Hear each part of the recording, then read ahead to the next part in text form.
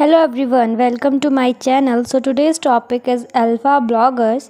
We already completed a video on anti-adrenergic drug introduction. Okay, alpha blockers comes under anti-adrenergic drug.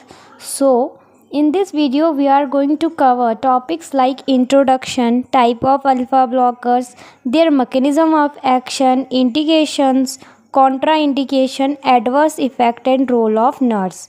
So what are alpha blockers? Alpha blockers are medication that inhibit alpha adrenergic receptors. Means what are alpha blockers?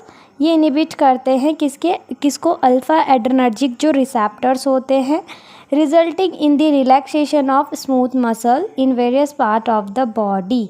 Means alpha blockers क्या कर रहे हैं, inhibit कर रहे हैं किसको, जो भी अल्फ़ा एड्रेनर्जिक रिसेप्टर्स हैं.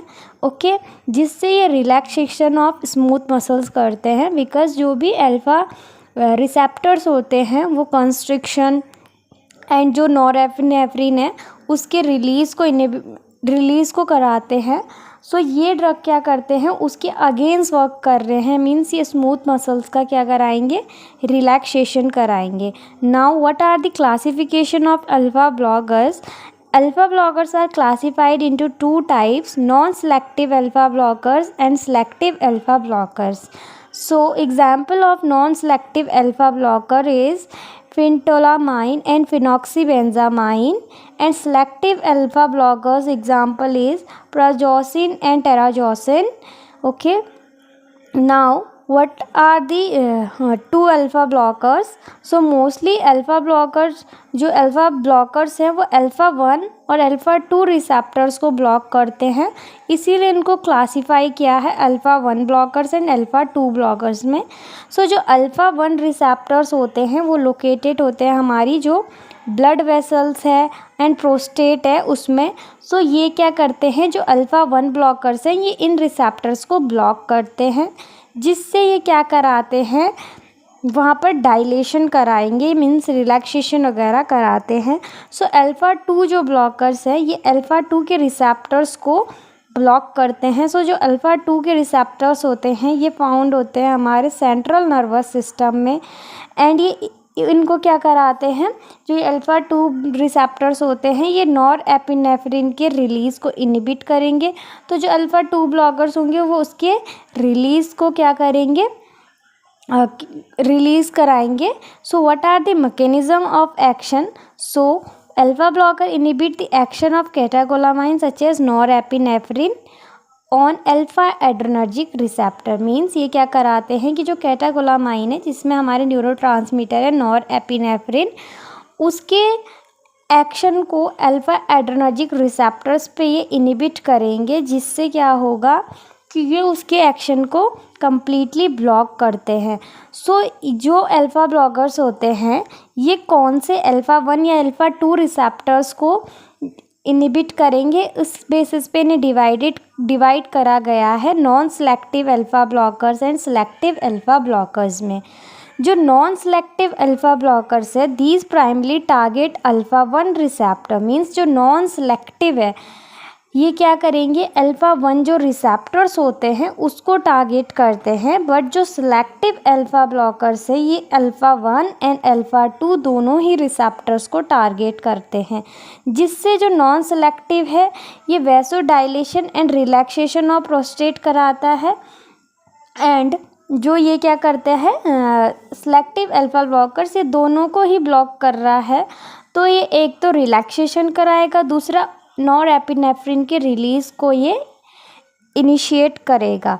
सो example of non selective alpha blockers is prazosin and terazosin. ये मोस्टली हाइपरटेंसिव के केस में यूज़ होती है. And example of selective alpha blocker is phentolamine and फिनॉक्सीबेंजीन.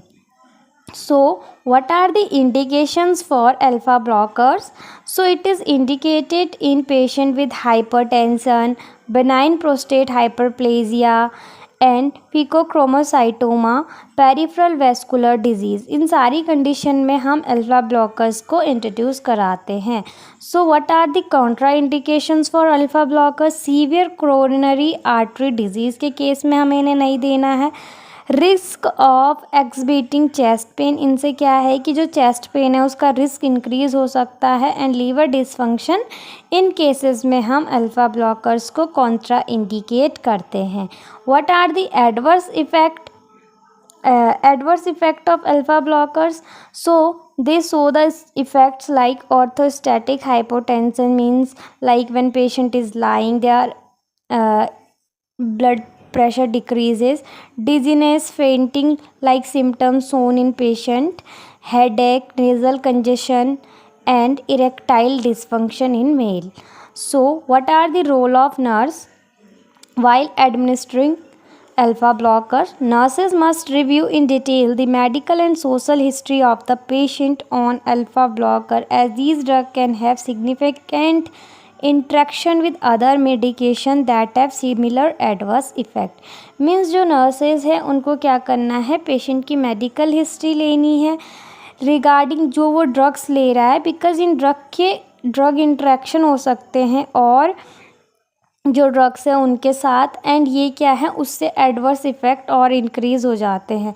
Closely monitor करना है the patient due to increase risk of orthostatic hypotension, means हमें patient को monitor करना है बिकॉज उसका ऑर्थोस्टेटिक जो हाइपोटेंशन है उसका रिस्क बढ़ रहा है, जिससे उसको क्या हो सकता है, फॉल के चांसेस हैं।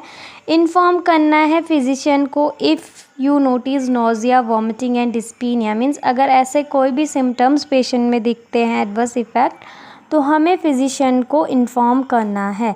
अवॉइड करना है caffeine as it can cause excessive irritability, like caffeine का यूज़ अवॉइड करना है बिकॉज इससे और इरिटेबिलिटी पेशेंट को हो सकती है। Change position slowly to prevent postural hypotension.